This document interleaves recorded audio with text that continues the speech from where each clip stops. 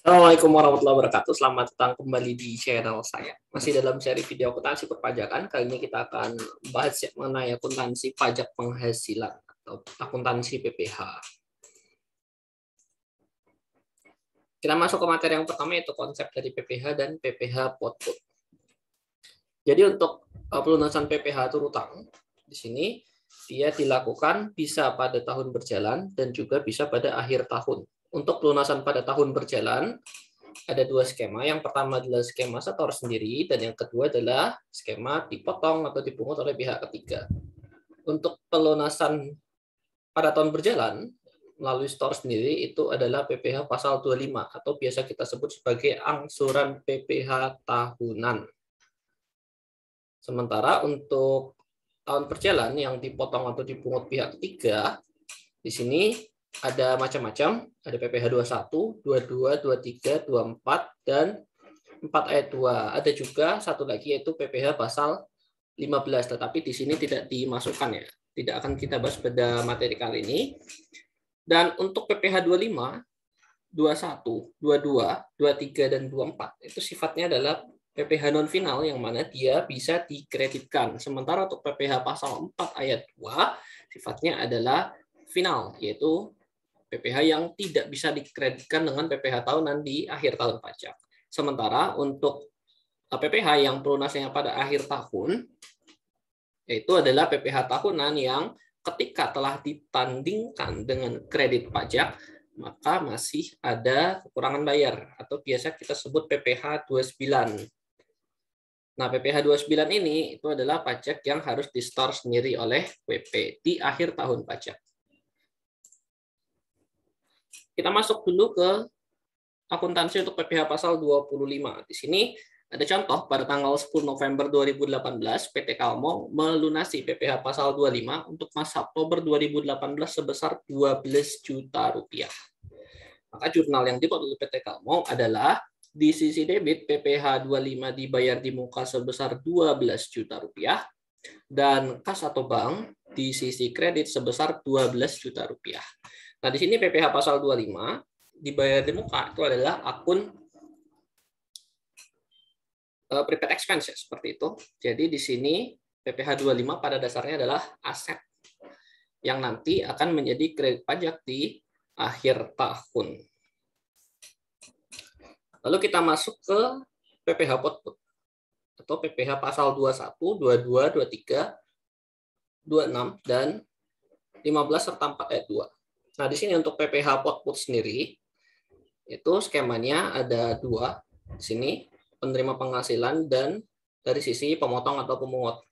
Nah, di sini pemotong atau pemungut atau yang memanfaatkan barang atau jasa atau yang memberikan penghasilan kepada si penerima penghasilan memberikan uang, sejumlah uang atau sejumlah penggantian beserta bukti potong kepada penerima penghasilan.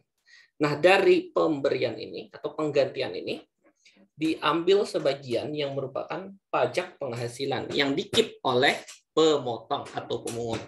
Yang mana nanti pajak penghasilan ini akan disetor ke kas negara oleh pemotong atau pemungut ini. Lalu selanjutnya di akhir tahun pajak nanti, penerima penghasilan akan melaporkan SPT tahunan plus melampirkan juga bukti potong yang sudah diterima dari pemotong atau pemungut ini. Sementara dari sisi pemotong atau pemungut sendiri akan melakukan pelaporan SPT masa atas pemotongan atau pemungutan yang sudah dilakukan dalam satu masa tersebut. Sebagaimana di akuntansi PPN, di akuntansi PPH sendiri, setiap akun pajak juga memiliki saldo-saldo normal. Di sini kita lihat di sisi, ada sisi pemotong atau pemungut, dan dari sisi yang dipotong atau dipungut, atau penerima penghasilan, bisa kita sebut sebagai itu. Untuk pajak non-final, pajak non-final berarti pajak yang bisa dikreditkan. Dari sisi pemotong, ketika mereka melakukan pemotongan pajak, berarti mereka mengkeep atau menghold sebagian uang. Kalau bahasa Inggris kita sebut sebagai withholding, maka uang tersebut di-hold, ditahan, ya, yang mana uang tersebut ditahan untuk kemudian disetorkan ke kas negara. Jadi ini bukan uang miliknya pemotong atau pungut, tapi uang milik negara. Nah, karena bukan uang milik pemotong atau pemungut, maka uang ini adalah utang yang mana nanti akan disetor ke kas negara. Sementara bagi yang dipotong atau dipungut, pada dasarnya mereka akan membayar pajak di akhir tahun, tetapi sudah dipotong atau dipungut terlebih dahulu di tengah-tengah tahun, maka di sini nama akunnya adalah pajak dibayar di muka dan posisinya adalah sebagai aset. Sementara untuk pajak final dari sisi pemotong atau pemungut sama saja, tidak ada bedanya.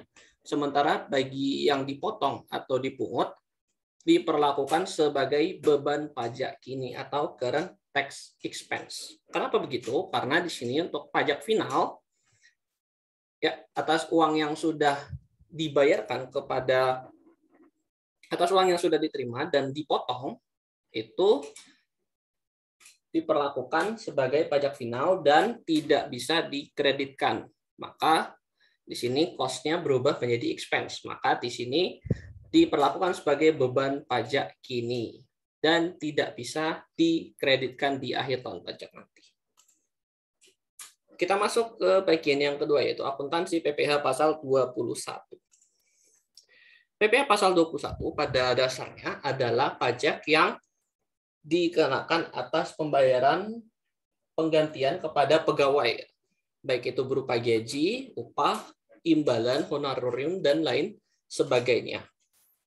Di sini tidak kita jelaskan penghitungannya secara rinci, maka di sini akan kita bahas tentang akuntansinya saja. Contohnya untuk pegawai tetap. PT Pondok Jaya melakukan pembayaran gaji kepada pegawai tetapnya sebagai berikut.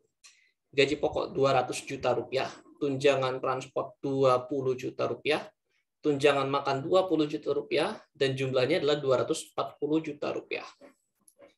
Premi asuransi jam sostek yang dibayar PT Pondok Jaya ada dua, yaitu premi asuransi kecelakaan kerja 480.000 dan premi asuransi kematian atau JKK 600.000 rupiah. Iuran dana pensiun yang mendapatkan pengesahan Menteri Keuangan, iuran JHT 8.880.000, tetapi sebagian dibebankan ke perusahaan, sebagian lagi dibayar oleh pegawai sebesar 4 juta rupiah. Sementara iuran pensiun 5 juta rupiah dibayar pegawai 2.500.000 rupiah. Dari penghasilan ini, PPh yang dipotong oleh Pondok Jaya adalah 6.275.000 rupiah. Bagaimana akuntansinya? Mari kita lihat slide berikutnya. Di sini untuk jurnal transaksi kita bagi menjadi 3. Yang pertama untuk situasi normal, yang kedua untuk situasi PPh DTP atau ditanggung perusahaan, dan yang ketiga adalah PPh dibayarkan atau dibebankan dalam bentuk beban gaji seperti itu. Yang pertama untuk situasi normal. Di situasi normal ini PPh 21 seperti layaknya PPh 21 ya, itu sifatnya adalah memotong dari gaji yang diterima oleh pegawai seperti itu. Jadi di sini untuk jurnal di sisi debit beban gaji 240 juta rupiah. Lalu beban astek 1.080.000 rupiah, yang mana kita lihat di sisi kreditnya ada kontrakan utang astek 1.080.000 rupiah. Lalu ada beban THT dan pensiun, yang mana kontrakannya adalah utang iuran THT atau pensiun. Nah, untuk sisi utang itu adalah 13.880.000, ini adalah totalnya. Sementara di sisi debit di beban itu hanya sebesar yang dibebankan kepada perusahaan sebesar 7.380.000 rupiah. Sisanya kemana? Sisanya dibayar sendiri oleh pegawai. Dibayar sendiri melalui apa? Melalui pemotongan gaji pegawai seperti itu. Gaji yang dibayarkan melalui kas atau melalui bank itu dipotong beban THT dan pensiun. Lalu di sisi kredit kita lihat lagi, di sini ada kas bank sebesar 227.225.000. Ini dari mana? Dari 240 juta dikurangi dengan selisih antara 13.800 sekian dengan 7.300.000 sekian ini, yaitu beban THT dan pensiun yang dibebankan ke pegawai, dikurang lagi dengan utang PPh pasal 21. Jadi di sini PPh pasal 21-nya bersifat mengurangi kas atau gaji yang diterima oleh pegawai. Selanjutnya kita masuk ke situasi kedua, yaitu ketika PPh ditanggung perusahaan. Nah, apa bedanya dengan situasi sebelumnya? Jadi perbedaannya di sini ada utang PPh 21 di sisi kredit seperti layaknya biasanya, tetapi di sisi debit ada kontrakonnya yaitu beban PPh 21. Jadi perusahaan menanggung PPh pasal 21 milik pegawai. Efeknya apa? Efeknya gaji yang diterima oleh pegawai menerima gaji lebih besar daripada di situasi sebelumnya. Jadi potongannya hanya sebesar selisih antara utang iuran pensiun dengan beban iuran pensiun. 240 juta dikurangi dengan selisih antara 13,8 dengan 7,3 juta. Lalu situasi yang ketiga, ketika PPh diberikan dalam bentuk tunjangan. Nah, di sini bedanya dengan situasi yang kedua tadi, ada di perlakuan kontra akun dari utang PPh 21. Kalau yang tadi kontra akunnya adalah beban pajak, maka di sini kontra akunnya adalah dibebankan ke beban gaji. Jadi selain gaji dan tunjangan makan dan tunjangan lain, di sini ada tunjangan PPh 21 sebagai komponen dari beban gaji. Di sisi pegawai tidak ada perbedaan ya. Di sini kas bank sama 233.500.000. Nah, bedanya apa? Bedanya nanti di sisi perusahaan. Ketika terjadi rekonsiliasi fiskal, maka ketika perusahaan membebankan ke PPh 21 DTP, maka beban tersebut tidak boleh dibebankan. Jadi dia adalah non-deductible expense. Tetapi ketika di sini dia pakai metode gross up, jadi di sini beban gaji termasuk di dalamnya ada komponen tunjangan PPh 21, maka itu menjadi deductible expense untuk penghitungan PPh tahunan bagi perusahaan. Kita masuk ke materi yang ketiga, yaitu akuntansi PPh pasal 22. PPh pasal 22 pada dasarnya adalah pajak yang terutang atau pajak yang dipungut atas transaksi pembelian atau penjualan barang. Seperti itu. Untuk objeknya tidak akan kita bahas secara detail di sini. Di sini kita akan bahas akuntansinya. Untuk PPh pasal 22 ada dua jenis ya. Ada PPh pasal 22 non final dan ada PPh pasal 22 final. Kita masuk ke contoh PPh pasal 22 non final terlebih dahulu. 1 Oktober 2020, PT Wahana adalah distributor tunggal semen 3 roda, menjual semen seharga 400 juta rupiah kepada PT Saranajaya secara tunai. Tarif PPh 22 atas penjualan semen sebesar 0,25% dari DPP PPN.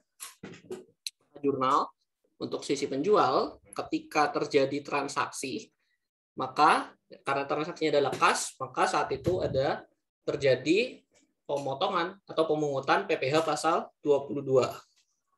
Di sisi debit, PT Wahana menerima kas atau bank sebesar 400 juta plus 1 juta. 1 jutanya apa? 1 jutanya adalah pemungutan PPh 22 dari pembeli. Yang mana kontrakannya di sini kita lihat adalah utang PPh 22. Dan setelahnya ada sales atau penjualan sebesar 400 juta rupiah. Lalu di tanggal 5 bulan 11 ketika PPh 22-nya disetor, maka utang PPh 22 ini kita hapus dan ada pengeluaran kas bank untuk pembayaran pajak sebesar 1 juta rupiah. Lalu di sisi pembeli, di sini PT Saranajaya mencatat sebagai berikut. Pada tanggal 1 Oktober 2020, mereka mencatat inventory atau purchase 400 juta. Lalu karena mereka dipungut PPh 22, maka di sini ada PPh 22 dibayar di muka 1 juta dan kas bank 401 juta rupiah. Jangan lupa kalau misalnya ada PPN yang terutang, maka di sini dicatat juga di sisi pembeli adalah PPN masukan dan di sisi penjual adalah PPN keluaran. Seperti itu.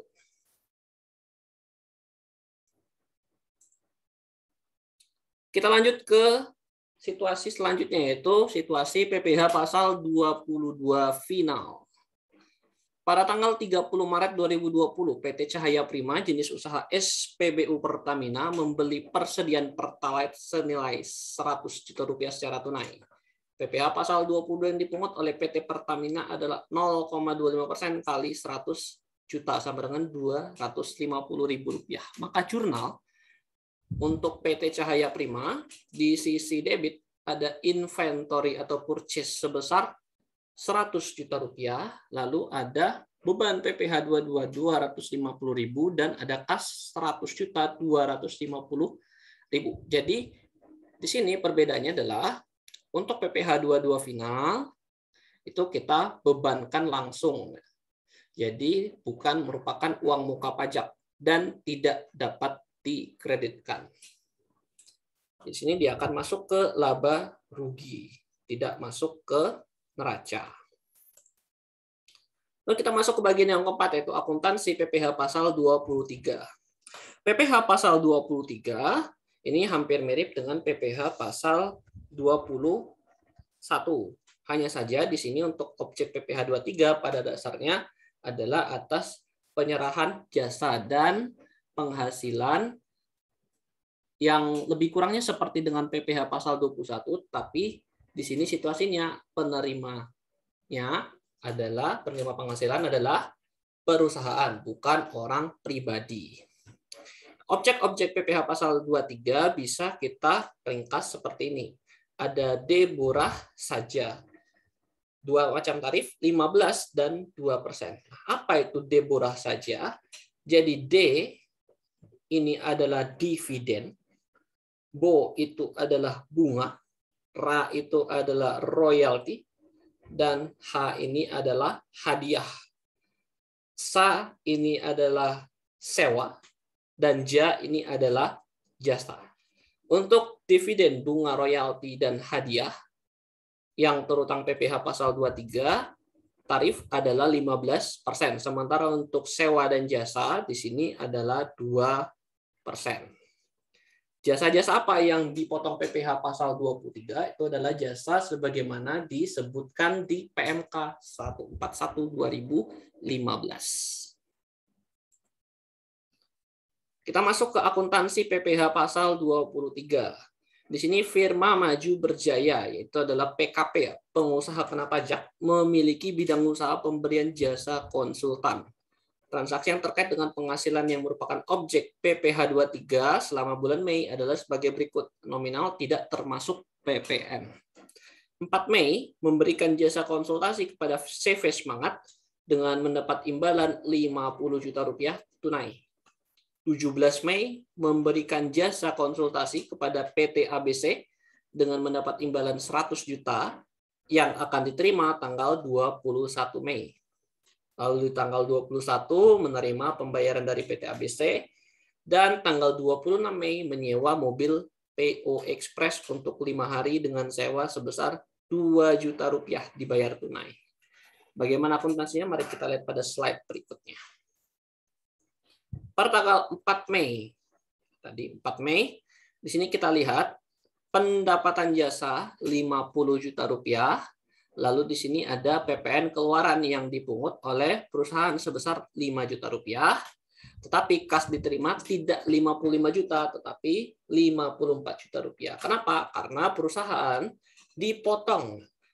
Perusahaan memungut PPN, tetapi dipotong PPh sebesar 1 juta rupiah. Lalu pada tanggal 17 bulan Mei tahun 2020, di sini karena jasa yang sudah dilakukan belum dibayar, maka belum terutang PPh 23, tetapi sudah terutang PPN. Maka di sini jurnalnya di sisi debit adalah piutang jasa 110 juta rupiah, yang mana berasal dari pendapatan jasa 100 juta rupiah plus PPN keluaran sebesar 10 juta rupiah. Pembayaran dilakukan pada tanggal 21 Mei, maka invoice adalah sebesar 110 juta rupiah. Tetapi kas yang diterima tidak 110, tetapi 108 juta rupiah. Kenapa? Karena perusahaan dipotong PPh pasal 23.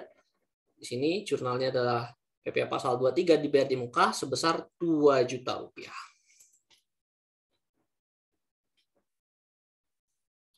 Oke, lalu di tanggal 26 Mei tahun 2020, karena melakukan sewa, di sini beban sewa sebesar 2 juta rupiah, tapi kas yang dibayarkan bukan 2 juta, tetapi hanya 1.960.000 rupiah. Sisanya dikip sebagai utang PPh 23 sebesar 40.000 rupiah.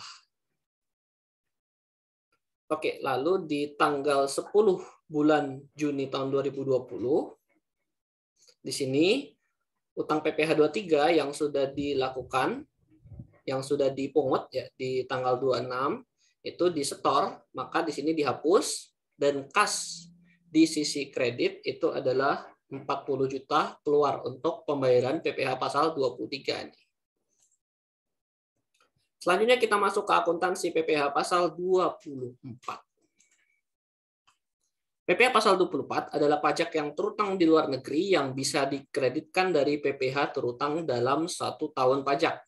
Tidak semua pajak yang terutang di luar negeri bisa dikreditkan.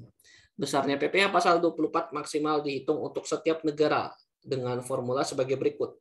Penghasilan neto di negara A dibagi dengan total penghasilan kena pajak, karena di Indonesia menganut worldwide income, maka PHKP ini adalah semua penghasilan baik di dalam maupun di luar negeri, dikalikan dengan PPh yang terutang di dalam negeri. Kita masuk ke contoh soal. Di sini PT Anugrah merupakan perusahaan dagang yang memiliki cabang di Vietnam dan Malaysia. Ringkasan penghasilan itu untuk tahun pajak 2013 adalah sebagai berikut. Perhatikan, ini adalah tahun pajak 2013, maka tarif PPh yang kita gunakan masih 25%. Penghasilan neto dalam negeri 8 miliar rupiah, penghasilan neto cabang Vietnam 500 juta rupiah, dan terutang pajak 150 juta rupiah. Penghasilan neto cabang Malaysia 1,5 miliar rupiah dan dipotong PPh di Malaysia 300 juta rupiah. Maka total jumlah penghasilan neto 10 miliar dan total pajak yang terutang di luar negeri 450 juta rupiah.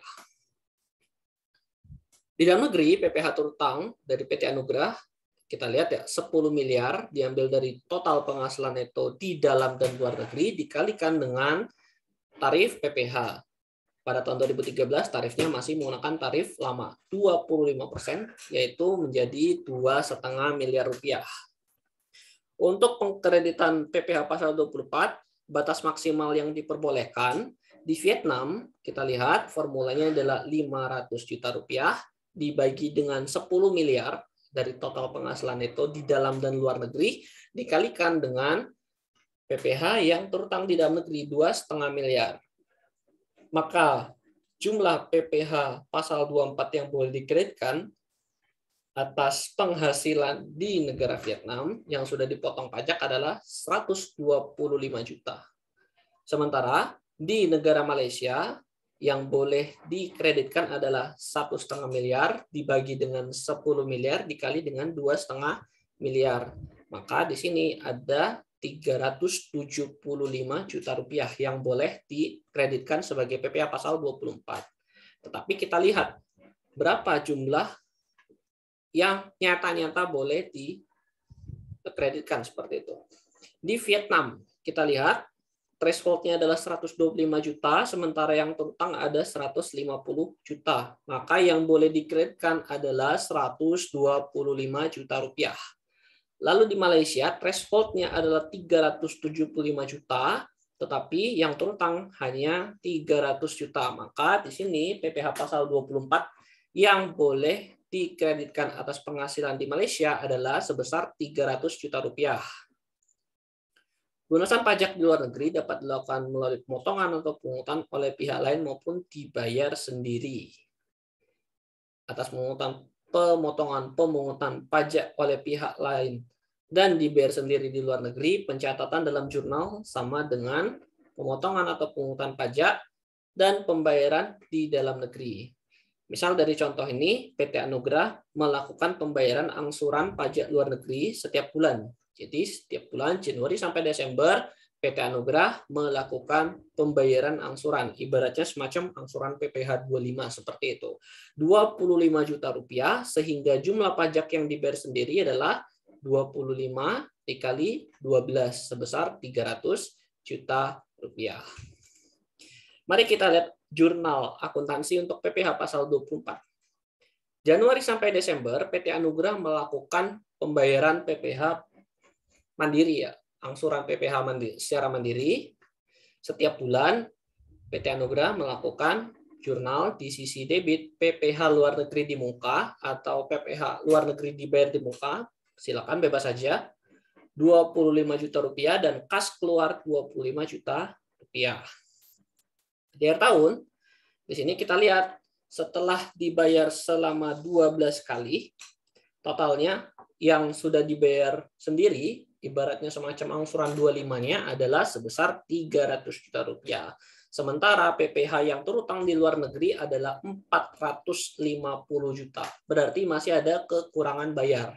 Maka jurnal di tanggal 31 Desember 2013 di sini adalah sebesar beban PPh di sisi debit 450 juta rupiah, PPh luar negeri dibayar di muka di sisi kredit 300 juta rupiah, dan di sini ada utang PPh luar negeri yang kurang bayar sebesar 150 juta rupiah. Ini akan dibayar oleh PT Anugrah di tahun selanjutnya, yaitu pada tanggal 1 Januari 2014.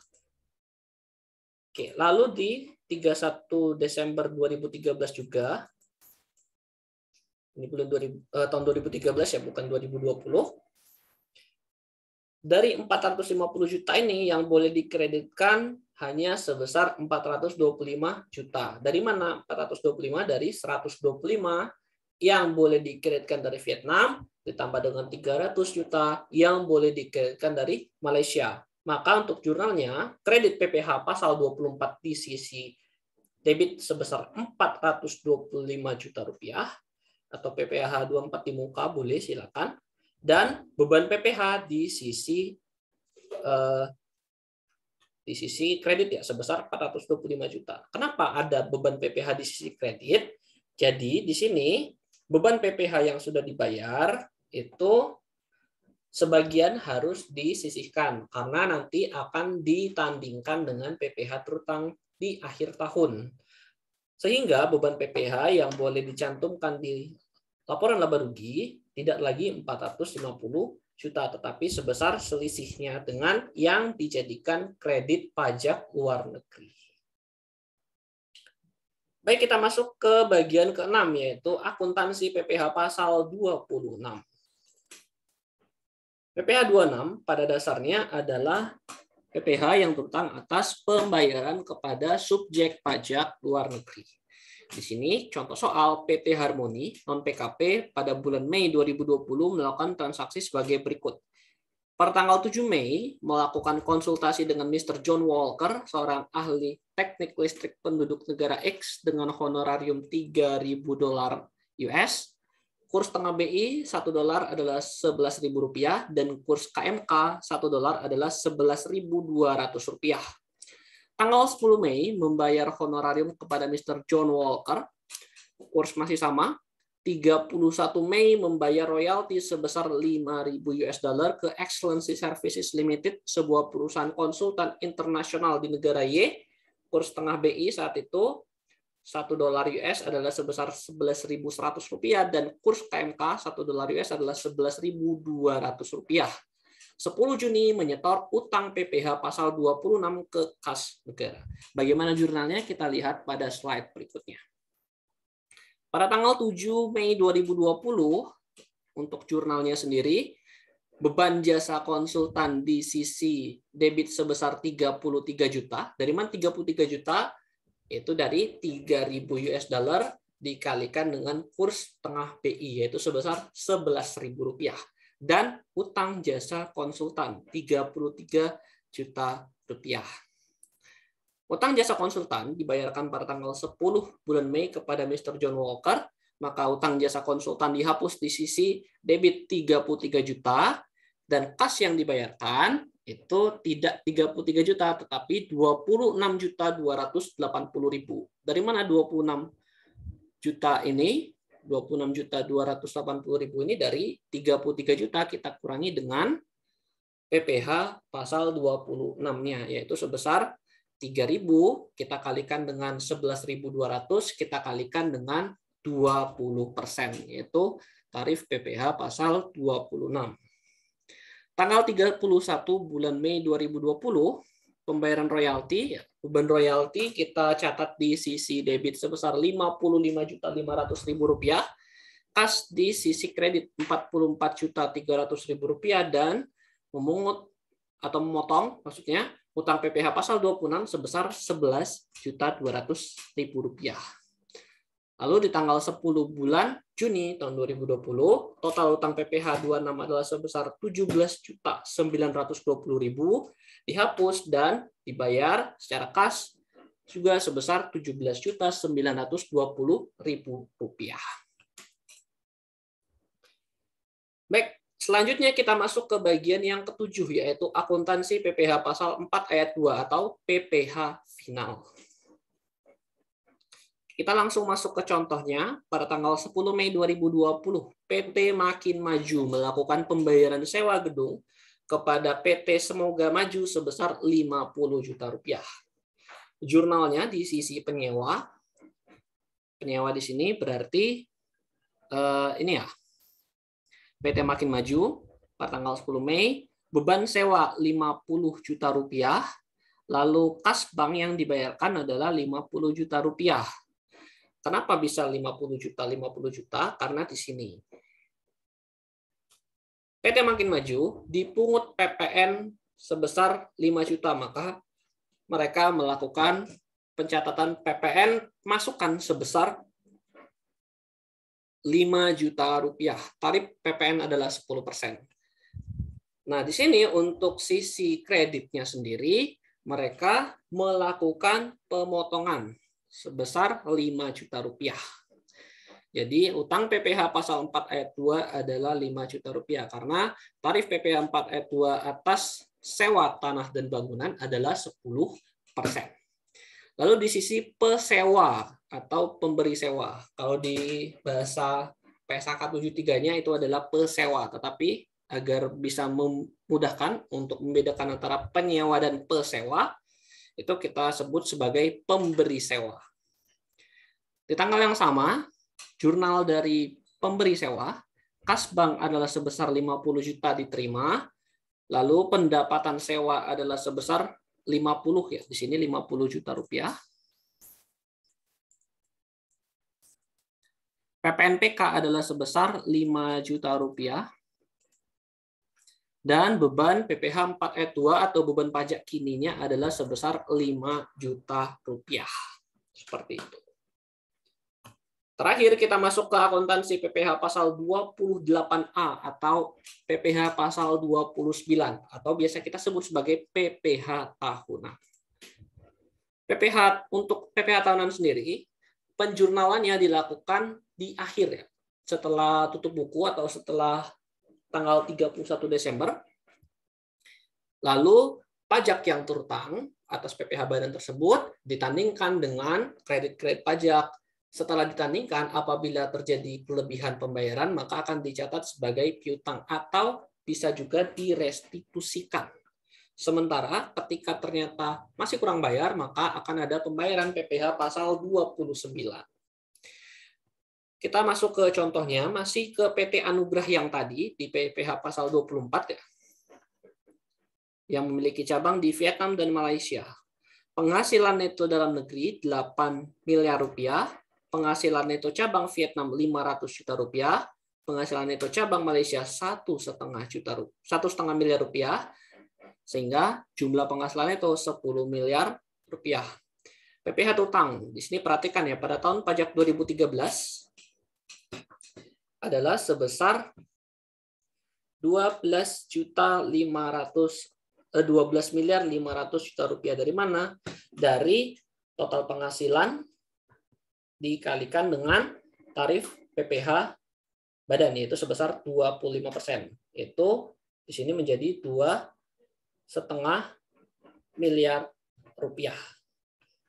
Oh, ini 10 ya, 10 miliar, 10 M bukan 12,5 M. Oke, jadi dari sini 10 M dikalikan dengan 25%, maka di sini PPh utang adalah sebesar 2,5 miliar rupiah.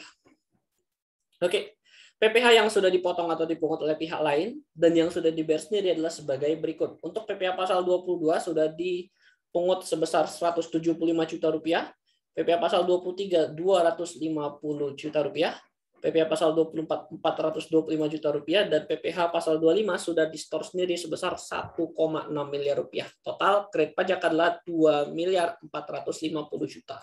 Nah, di sini kita tandingkan antara PPh terutang dengan PPh kredit pajak yang sudah dibayarkan. Ternyata setelah tandingkan masih kurang bayar 50 juta rupiah. Maka untuk akuntansinya pada tanggal 31 Desember, yaitu pada tanggal tutup buku, beban PPh dicatat adalah sebesar 2,5 miliar rupiah. PPh 22 di muka yang awalnya tadi ada di sisi debit, kita pindahkan ke sisi kredit. Jadi aset-aset yang berupa pajak dibayar di muka, semuanya kita pindahkan ke sisi kredit. PPh 22 di muka 175 juta, PPh 23 di muka 250 juta, kredit PPh 24 425 juta, PPh 25 di muka 1,6 miliar, dan kekurangan bayarnya kita catat sebagai hutang PPh 29, yaitu sebesar 50 juta rupiah. Ketika terjadi pembayaran, itu di sini contohnya pada tanggal 15 April 2014, utang PPh 29 kita hapus, yaitu menjadi 50 juta rupiah kita hapus, dan dibayar secara kas 50 juta rupiah dengan pengeluaran kas di sisi kredit. Baik, demikian yang bisa saya sampaikan pada video kali ini. Semoga bermanfaat dan sampai jumpa di video selanjutnya. Assalamualaikum warahmatullahi wabarakatuh.